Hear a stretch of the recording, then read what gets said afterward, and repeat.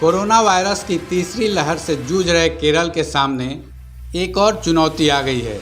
यहाँ के कोझिकोड में एक 12 साल के बच्चे की निपाह वायरस की चपेट में आने से मौत हो गई है।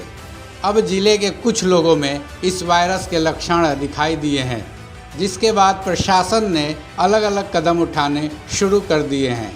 केरल के कोझिकोड इलाके में ही करीब 11 लोगों में निपाह वायरस के लक्षण मिले हैं।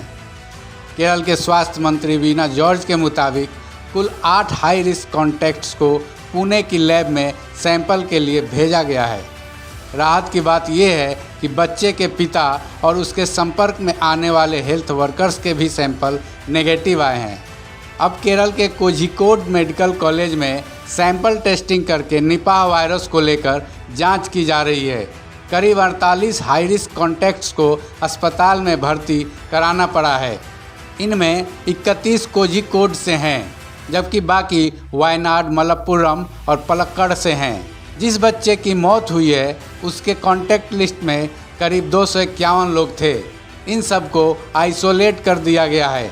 इनमें से 129 तो हेल्थ वर्कर ही हैं। मेडिकल टीम लगातार इन लोगों पर नज़र बनाए हुए है।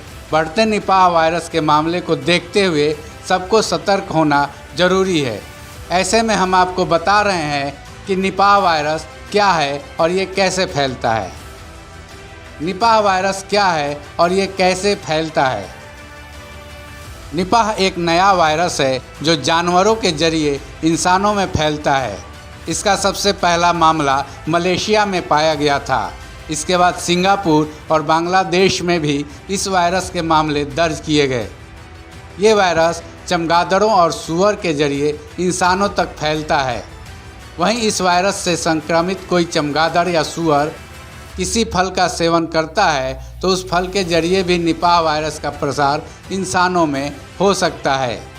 वहीं अगर किसी शख्स की निपाह वायरस की वजह से जान गई है तो उस परिवार के दूसरे सदस्य भी इसकी चपेट में आ सकते हैं। ऐसे में किसी निपाह संक्रमित व्यक्ति का अंतिम संस्कार करते समय ज़रूरत से ज़्यादा सावधानी बरतनी होती है।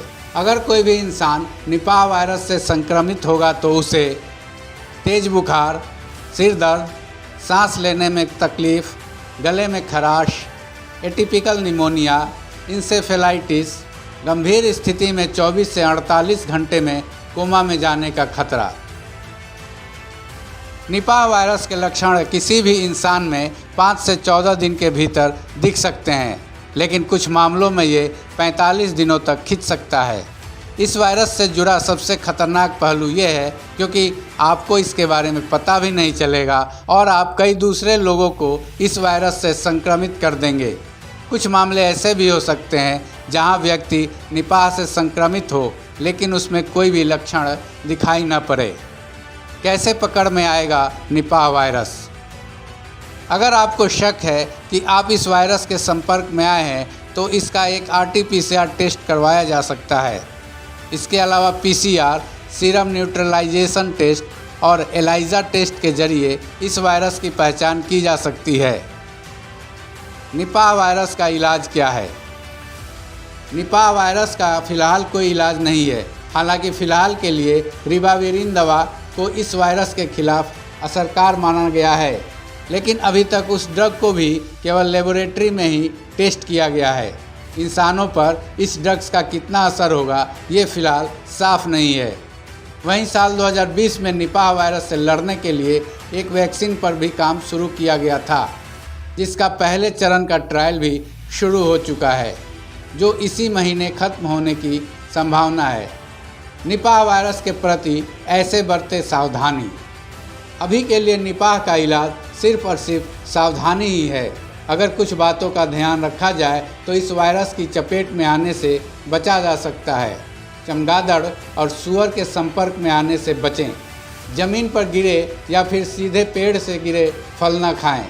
मास्क लगा कर रखें और समय समय पर हाथ धोते रहें। वहीं अगर कोई लक्षण दिखाई पड़े तो सीधे डॉक्टर से संपर्क करें।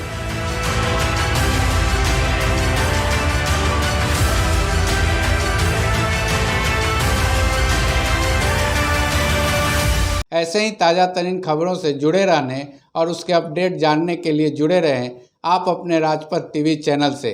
साथ ही राजपथ टीवी को सब्सक्राइब करें और बगल वाली घंटी को भी बजाएं।